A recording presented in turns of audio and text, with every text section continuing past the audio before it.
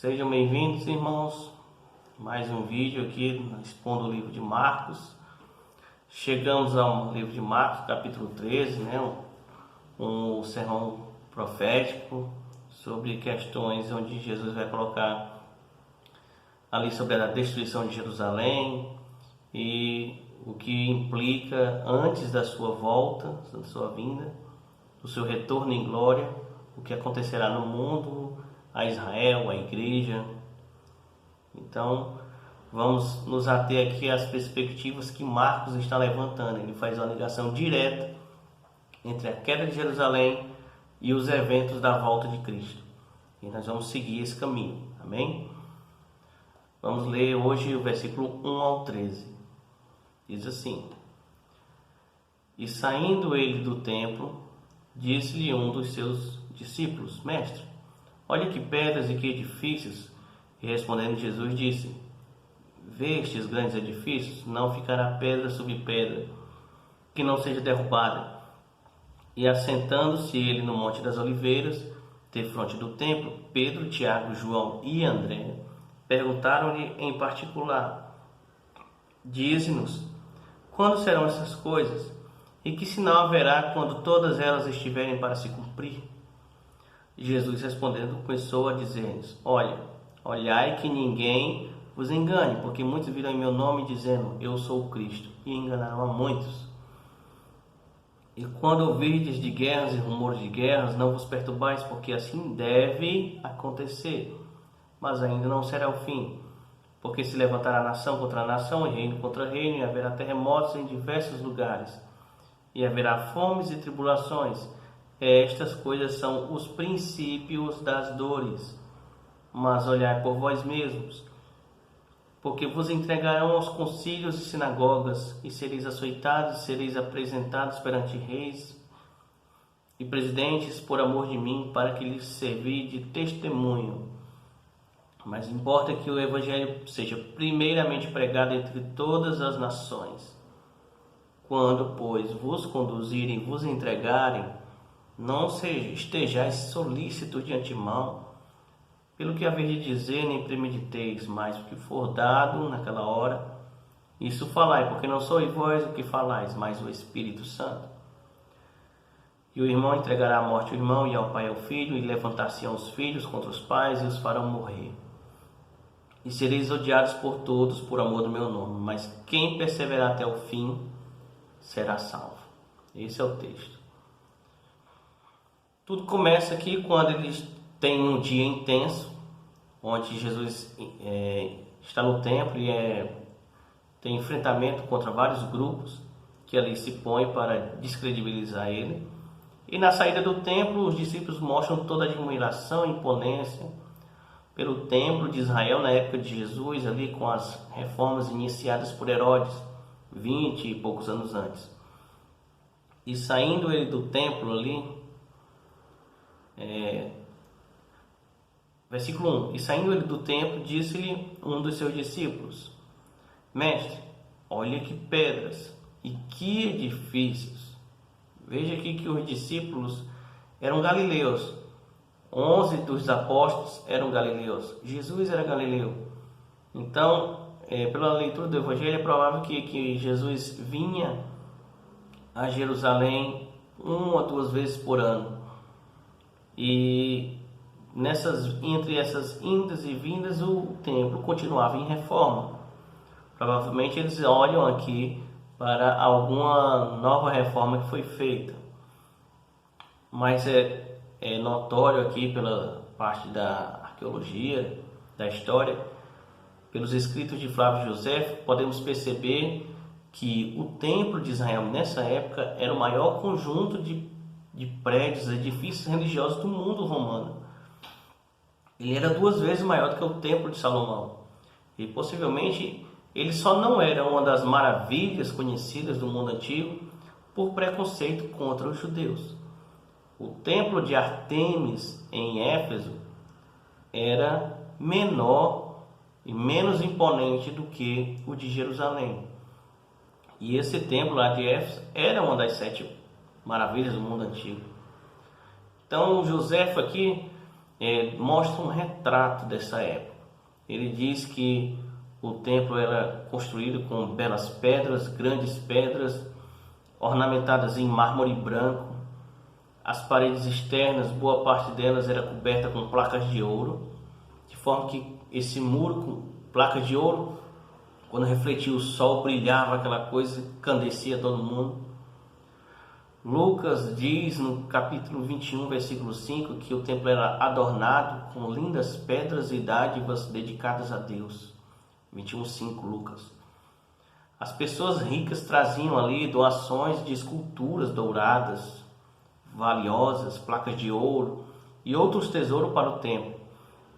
O próprio Herodes havia doado aquela videira de ouro que nós explanamos quando falamos da parábola em vídeos anteriores. E tudo isso foi saqueado. O templo ali era como se fosse uma galeria de tesouros de arte. Isso ficava exposto nas paredes, em todo lugar. Devemos lembrar que nada acontece por acaso. Todos os momentos das pessoas já estavam previstos por Cristo. Jesus tinha acabado de analisar no texto que vem logo antes desse, que nós estudamos em outro vídeo, sobre a exuberância das ofertas dos ricos e a oferta da viúva, simples, humilde, que Jesus exalta, conforme o relato de Marcos. No verso 1, nós vemos que em meio àquelas palavras de admiração, é bem provável que estava também incluído o pensamento dos judeus de que o templo era agora indestrutível. Era a base da fé deles, e isso era mais um motivo de condenação.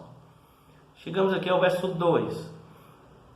Jesus olha e vem com a resposta terrível. Ele diz: não ficará pedra sobre pedra que não seja derrubado. Ele diz: tudo que vocês estão admirando vai cair. Esse é o terceiro dia de condenação de Jesus sobre Jerusalém e o templo. Dessa vez Jesus é bem claro em relação ao templo. Se alguém não tinha entendido até agora, agora vai entender. Não ficará pedra sobre pedra. E os discípulos ouvem ele proferir aquele julgamento terrível. E eles caminham agora. Jerusalém estava um monte numa montanha. Tinha um vale, a descida, o vale, e a subida para outra montanha no caminho deles, que era o Monte das Oliveiras. Jesus fala ainda na saída do templo, eles descem a montanha toda, sobem a outra.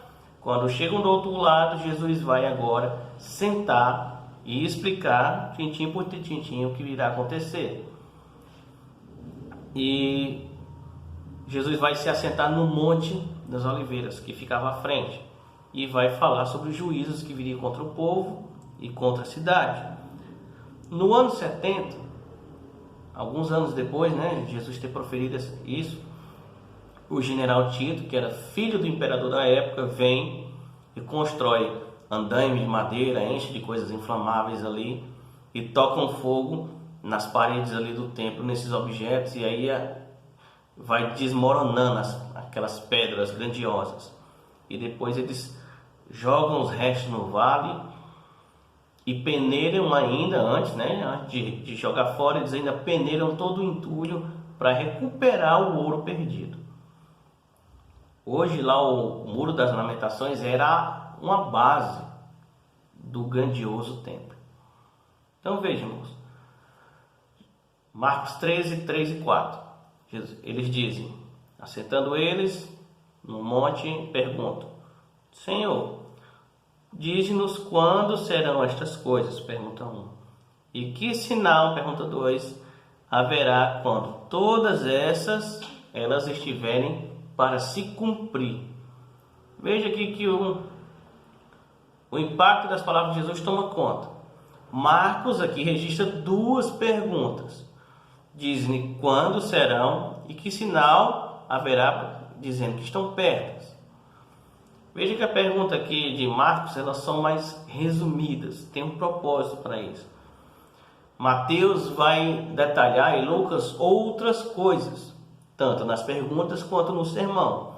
O propósito de Marcos, como eu falei no início, é ligar logo a queda de Jerusalém com os eventos do fim.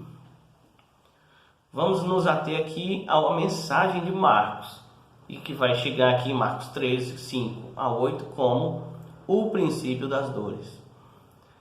Veja aqui que Jesus escolhe o local. Eles estão aqui diante daquela bela paisagem. Estão sentados numa montanha olhando para outra, onde está lá o magnífico templo. Hoje, se você for lá, é uma bela paisagem. Imagine com toda aquela beleza e luxo que tinha no templo. E agora Jesus diz, enquanto eles estão olhando, que tudo aqui ia ser tingido de dor, sofrimento, sangue, trevas, uma destruição aqui que vai sendo acrescida. O versículo 5 a 8, Jesus vai alertar agora sobre o aparecimento, sobre os sinais. Aparece primeiro, aparecimento de impostores. Versículo 5 e 6. Olhai que ninguém vos engane, porque muitos virão em meu nome dizendo, eu sou o Cristo, e enganarão a muitos. O que ele diz é, tomem cuidado, tenham olhos abertos, alertas, para não serem enganados. O fato é que muitos virão em meu nome dizendo, eu sou o Cristo, e seduzirão a muitos. A palavra seduzirão ou enganarão.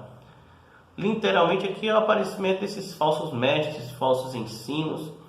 O cuidado aqui para que a igreja julgasse através das escrituras o tipo de mensagem que eles estavam pregando, estavam ensinando, para cuidar, alertar a igreja, para que não fosse tomada por esse tipo de ensino. E grande parte dos ensinos, dos escritos do Novo Testamento, são combate a esses falsos mestres. Paulo e João aqui, João combateu o gnosticismo, os falsos mestres. Paulo combateu os judaizantes, outro tipo de gnosticismo, a seita dos colossenses. Existia até farsantes que se passavam por Paulo e mandavam cartas às igrejas. Temos relatos disso como uma crescente na história. Atos 5, 36 e 37 vai falar de dois que se levantam, Teudas e Judas, o Galileu. Por volta do ano 130 depois de Cristo, aparece um rabino que foi aclamado como Messias. E houveram muitos antes deles e muitos mais depois. O método era tentar imitar Moisés ou Josué. Por causa de quê? Se passavam como novos intérpretes das Escrituras, salvadores, Messias, libertadores. Era essa a temática. Intercessores, únicos intercessores entre Deus e o povo. E em nossos dias, muitas dessas doutrinas que foram vencidas e combatidas e vencidas na história da igreja estão voltando com disfarces, novas roupagens.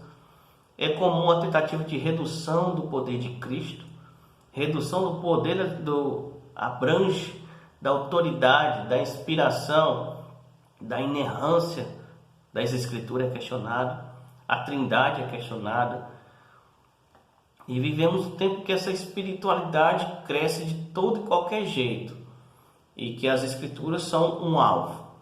Ela não pode ser estabelecida como uma verdade única. Então é ali onde eles vão geralmente minar. Qualquer tipo de religião e ensino, espiritualidade cresce. Eles convivem bem, eles se misturam. Mas quando você coloca o cristianismo no bíblico, ele já vira um alvo. Ele não se mistura. Voltando ao nosso texto, versos 7 e 8. Vamos agora, o que será atingido da história? As nações e a natureza serão atingidos. 7. Quando ouvirdes de guerras, rumores de guerras, não vos perturbeis, porque assim deve acontecer. Mas não será o fim, porque se levantará nação contra nação, reino contra reino, haverá terremotos, em diversos lugares haverá fomes e tribulações. Veja, irmãos, quando ouvires falar de guerras, rumores de guerras, não vos alarmeis. Parece que ele disse o contrário, né? Quando ouvires falar, vos alarmeis, mas aqui é não vos alarmeis. É necessário que isso aconteça. Ele diz, não é o fim. O versículo 8 vem como tom explicativo. É necessário que nação levante contra nação, reino contra reino, terremotos, veja, eventos na natureza, em toda parte. Fomes, tumultos aqui, pode ser eventos na natureza, como também a ação do homem, né? Lucas aqui inclui pestes, pragas. Já havia o pensamento popular entre os judeus de que o fim ali, próximo do fim dos tempos, né, seria ali um tempo de perturbações na natureza, perturbações na humanidade. E catástrofes como terremotos têm se acumulado na história. Desde a época dos apóstolos, a Odisseia foi atingida por terremotos graves, Filipos, Corinto, Chipre. Na história temos também a Pompeia, que é famosa. E as pessoas logo ligavam esses acontecimentos à vinda do fim. Jesus é claro, essas coisas são apenas o começo das dores. O mundo é como se fosse um paciente em falência de órgãos, aí vai apertando e vai piorando as coisas. Aí aqui nós temos uma observação a fazer. Existem grupos de comentaristas que acreditam que quando aconteceu a queda de Jerusalém no ano 70, todos esses eventos se cumpriram ali. Isso é um grupo. E existe um outro grupo que pensa que aqueles eventos, boa parte, quase todos se cumpriram ali em Jerusalém e uma pequena parte ficou para o futuro. O que eu fico com a terceira opção, que Jesus colocou aqui, como que nesses eventos de Jerusalém há uma proporção menor do Apocalipse, mas que tudo que ele está tratando ainda virá no tempo à frente. Ele coloca isso, olha, é que é só o princípio, vem logo depois, vem mais à frente. E nós vamos estar tratando dessas conexões no próximo vídeo, que é do capítulo 13, versículo 14 em diante. Por aqui, nós vamos ver que boa parte desses eventos aqui, há um reflexo ali em Jerusalém. Jerusalém tinha que cair, caiu, mas Jesus está tratando aqui de Israel como sendo a que dá ali a corda no relógio, certo? Para o acontecimento que vem pela frente. Jesus coloca aqui a frase: isto é o princípio das dores. Ele dá aqui um exemplo de um parto. Veja, um parto não pode durar 2000 anos. Então aqui Jesus está tratando de eventos que ainda em sua grande maioria estão no futuro, certo? Então a queda de Jerusalém faz aqui o negócio andar, o relógio andar. Catástrofes acontecem na história de todos os modos aqui e mantém a coisa funcionando. Mas veja, Jesus diz, isso não é o fim, é a ponta do iceberg. Lá quando estiver próximo do momento, haverá uma convulsão tal desses eventos que eles vão provocar a chegada do opositor, o anticristo, que aí vai ser o tema do próximo vídeo. Vamos aqui voltar a nossa atenção no versículo 9. Diz assim, agora Jesus vai virar para eles e dizer, vocês serão atingidos pelos seus compatriotas, uma perseguição religiosa, serão entregues aos sinédrios, os tribunais, sinagogas. Aí aqui tem a questão histórica, as sinagogas eram dirigidas ali por anciões que eles governavam ali como uma assembleia local. E eles julgavam casos de heresia, casos de infração contra a lei, certo? E Jesus disse que eles seriam julgados por essas pessoas. Segundo Coríntios 11, 24, Paulo diz que chegou a ser preso ali, chicoteado, que era a pena, né? 39 chicotadas 5 vezes. Era 13 golpes dados no peito, 26 nas costas, enquanto cada uma era dada, tinha outro gritando, mais forte a pancada, era assim. Jesus agora fala de uma perseguição governamental, a nível oficial. Ele diz, vocês serão levados a comparecerem diante de reis, imperadores, governantes, presidentes. Ele diz, isso será por minha causa, Jesus diz, para que vocês deem testemunho de mim. É uma oportunidade, está lá em Lucas. Jesus esteve diante de dois aqui, Herodes e Pilatos. Paulo esteve diante de Félix, Festo, Agripa. E aqui a perseguição a nível oficial. Em decorrência disso, vem aqui o verso 10, onde é dito que é necessário, a linguagem de novo, é necessário que primeiro seja pregado o evangelho a todas as nações. No verso 7 é necessário que venha falsos messias, impostores, depois É necessário que venham guerras, rumores de guerras, terremotos, pestes, fomes. E no 10, é necessário primeiro que o evangelho seja pregado. A pregação é o item mais importante da tarefa da igreja. E perceba o que Deus fez agora em nosso tempo. Jogou todos na internet. Todos agora falam pela internet. E Jesus diz, olha, quando vocês forem, aqui voltando à questão da prisão deles, diz, quando vocês forem levados, vos entregarem a eles, não vos preocupeis com o que haver dizer, nem vos inquieteis, mas falais o que o Espírito Santo der a vocês naquela hora. Vocês serão usados pelo Espírito Santo. E esse texto tem sofrido muito aí na mão dos intérpretes, porque muitos dizem que isso é uma desculpa para não estudar, para não se dedicar ao estudo das Escrituras, das doutrinas, que é só abrir a Bíblia e sair lendo. Não é disso que Jesus está tratando. O texto aqui trata-se de quando eles forem presos por pregarem as Escrituras. Eles pregam aquilo que já estudaram, que já analisaram. Versículo 12 e 13 diz que a perseguição chega ao nível familiar. Mateus aqui vai detalhar que as pessoas estarão escandalizadas, trairão, odiarão. Mateus 24, 10. Se escandalizarão, serão levados a tropeçar. São pessoas que ali estavam dentro das igrejas, mas que provaram que não estavam ali como trigo, e sim como joio, ali traindo ali os irmãos da igreja. E isso chegará às famílias. O irmão entregará irmão, o pai entregará os filhos aos pais. A fala de Jesus não é que eles vão pensar na morte, não, diz que eles vão matar. É um texto pesado. São informações aqui complicadas que Jesus coloca. E Jesus diz, é um tempo de traições por todos os lados. E serei odiados de todos. E aí nós vamos chegando aqui às nossas conclusões. O início do relógio aqui são as dores de parto. Ao assentar ali, no verso 3, Jesus escolhe o cenário para os discípulos verem aquele ensinamento. O texto fala de julgamento, juízos.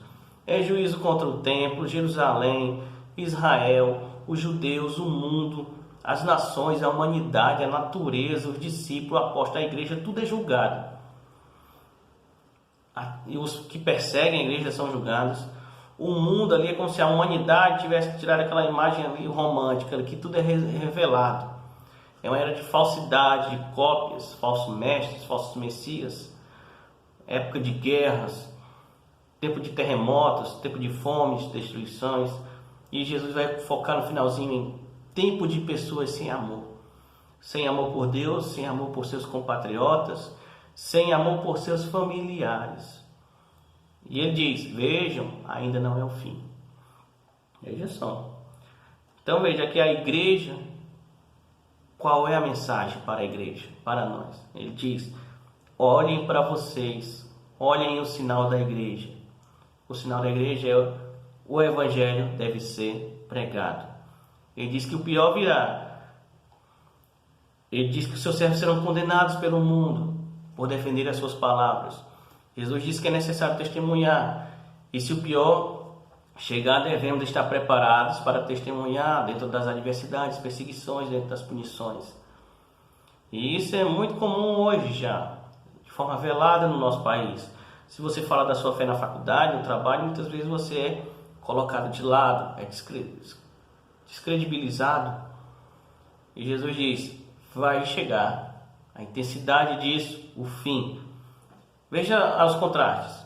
Haverá templos belos. Aqui Jesus, o templo está lá, belo, do outro lado da montanha, vazio de Deus. Ensinamentos, espiritualidade, falsos, doutrinas falsas, querendo se passar por divinas, catástrofes naturais, a ideia de que o mundo não está no controle de Deus. Você ser identificado com o nome de Cristo trará perseguição. A nossa identidade aqui é atrelada a Cristo, deve estar atrelada a Cristo. E é normal trazer oposição. É isso que Jesus diz. E até que ponto nós estamos dispostos a aceitar esse sermão de Jesus. Veja que Jesus vai dizer: aquele que perseverar até o fim será salvo. Aqui nós vemos o contraste daqueles que tropeçaram, que ficaram pelo caminho, e aqueles que permanecem até o fim. Veja que quando ele diz aquele que perseverar até o fim será salvo, não está aqui incluído que a permanência garante a salvação. Não. Ele, porque é salvo, ele permanece. 1 Pedro 1,5 diz que mediante a fé estáis guardados na virtude de Deus. Veja, guardados na virtude de Deus para a salvação, já prestes para se revelar no último tempo. Qual o contexto de Pedro? Perseguições. Jeremias 32,40, um texto do Antigo Testamento: e farei com eles uma aliança eterna, de não me desviar de fazer-lhes o bem, e porei o meu temor nos seus corações, para que nunca se apartem de mim. Veja, irmãos, que aqui as pedras, as edificações, o templo cairá, mas meus servos não cairão. Eles, os opositores, serão destruídos. Esse é o ponto. A cidade e o templo serão condenados. Meus servos estarão salvos. Eles caem, vocês perseveram, vocês permanecem. Meus servos são odiados pelo povo. Deus odeia o povo. Meus servos serão rejeitados por suas famílias, mas serão aceitos na família do Pai. Meus servos têm amor por mim. Meus servos têm amor pela palavra que vivem e pregam. E ele diz: quem permanecer até o fim será salvo. Veja, os impostores, os falsos messias, não é o fim ainda não é o fim. As guerras ainda não é o fim. Notícia de destruição ainda não é o fim. Terremotos, fomes, perseguição, serem prejudicados, vocês serem abandonados pelas famílias, ainda não é o fim. O fim é ser salvo. O fim é permanecer. Vamos concluir com João 6,37. Todo o que o Pai me dá virá a mim, e o que vem a mim, de maneira nenhuma o lançarei fora. É aqui que devemos colocar a nossa âncora. Deus nos chamou, nos guardou, o seu Espírito Santo nos capacita. Devemos dedicar nossas vidas a Ele, ao conhecimento dEle, à propagação da sua palavra, crendo que Ele nos levará pelos caminhos que Ele deseja, que Ele nos fará testemunhar onde devemos testemunhar, que possamos ser servos praticantes da palavra, aqueles que estarão permanecendo, aqueles que estarão seguindo o seu mestre. Vamos parar por aqui o sermão profético e continuamos o versículo 14 no próximo vídeo. Amém.